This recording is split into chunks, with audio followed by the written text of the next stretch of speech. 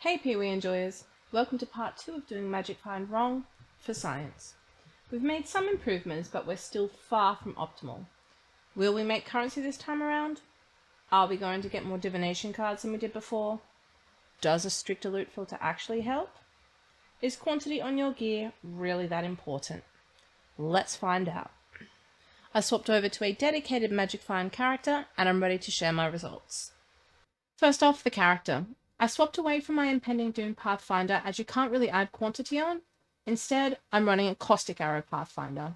So I have a Widow Hail and a Damage Over Time Quiver, a Bad Rarity Helmet, Random Ring, Lightning Coil, Replica Dragonfang's Flight to beef up my Caustic Arrow, a Ventor's Gamble for quantity and rarity, Goldworm for quantity, Stygian with a Phasing Jewel, Calm Spirit for rage and curse enemies with despair on hit, a Divination Distillate, my Progenesis, a Sapphire Flask, a Topaz Flask, and a Silver Flask.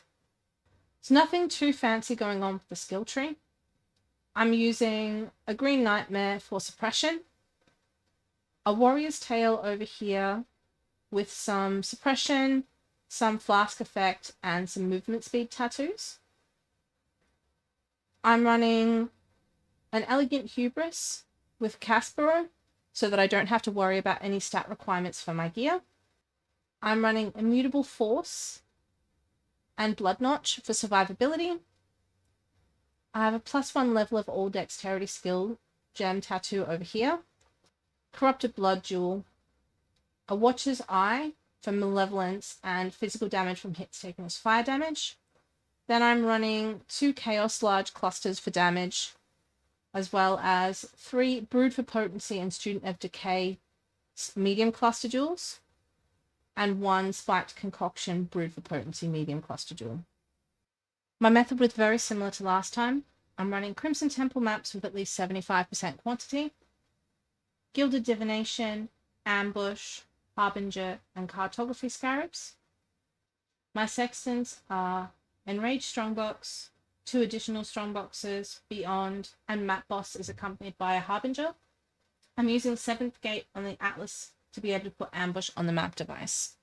I tweaked my favorite map slightly. This time I only have 1 City Square favorited and 9 Crimson Temples. I made some big changes to my Atlas tree. I've opted for a Wandering Path Atlas strategy, so I've completely dropped Essence. I added in some of the Delirium and also Unending Nightmare so that when I do have a Delirium Mirror, the fog never dissipates.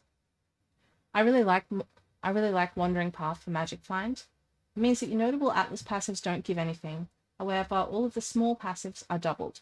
So it means your quantity and rarity in the center are much better, as well as the top hat, which increases the effective modifiers on non-unique maps. That's doubled as well. This ends up giving you a lot more quantity, rarity, and pack size on your maps. As we go through the stash tabs, you'll notice that I've removed a lot of things from my loot filter. I didn't have any Jeweler's Orbs, Transmutes, Chances, Augments. None of that bubblegum currency was showing. I was still showing too much though, so next time I'm going to make the loot filter even stricter. I'll probably remove anything that's worth less than a chaos from the filter. As you can see, we got a couple more raw divines this time around, but overall the amount of currency was fairly similar to last time. I got a couple more Eldritch Chaos Orbs, but 1 less Eldritch Orb of Annulment.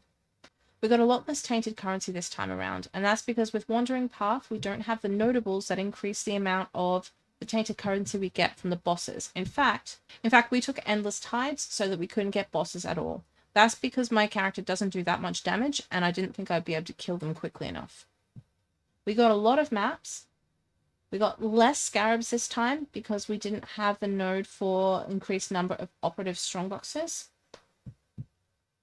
And we got a lot more divination cards. This time around, we got 6 7 Years Bad Luck, a Sephiroth, a Fortunate, some Exalt cards, 5 Enlighten cards, 3 Dragon's Hearts, and a Deadly Joy. This is not from the Crimson Temple map. I think it dropped out of a Divination Strongbox. We also got 43 Vile Temple maps, which is a lot more than I got last time. 6 Voids, 3 Underground Forest, 22 Imperial Legacy, 4 Life Thief, and a Lacrimal Necrosis. I took the nodes that gives me a chance to have maps drop with Layers of Delirium, so I got 4 Crimson Temple Delirium maps and 1 City Square. I used Excellence CE to calculate the value of my drops, which were worth about 49 Divines, or 11,524 Chaos. The most valuable things I got were a Voidborn Reliquary Key, the 6-7 Years Bad Luck, my Divines, the Sephiroth, and the Deadly Joy card. I added a new tab into the spreadsheet for this 48 map test. I've included a link to the path of building for the character, as well as the Atlas tree that I was running in case you're interested. At the time that I bought everything for this test, Divines were worth 233 Chaos. So total investment into the map is higher this time than it was last time, because the Enraged Strongbox Sextant and Gilded Divination Scarabs had gone up in price. So all told, I spent 6,540 Chaos on all of my mapping supplies, which is about 28 Divines.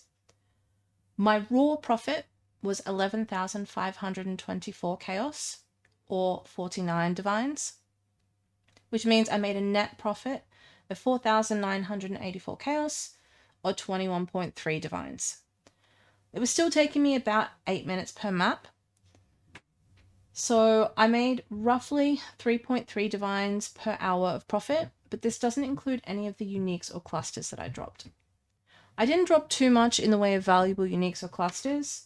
4 large clusters and 6 mediums that were worth something and appeared on my loot filter.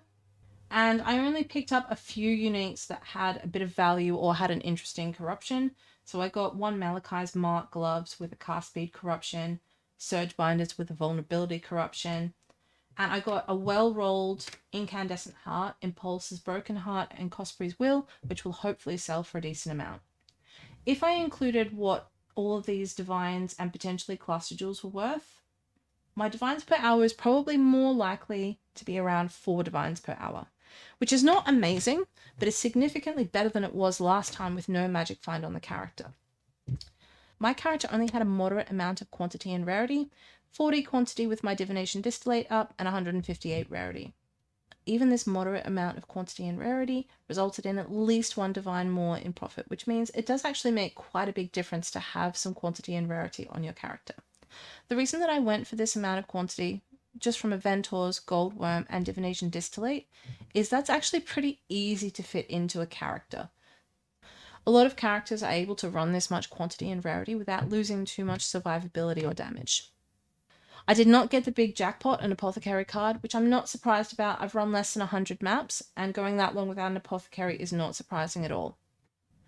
I hope you found this second video in the series interesting, and if you would like me to make a third, let me know in the comments. Thanks for watching!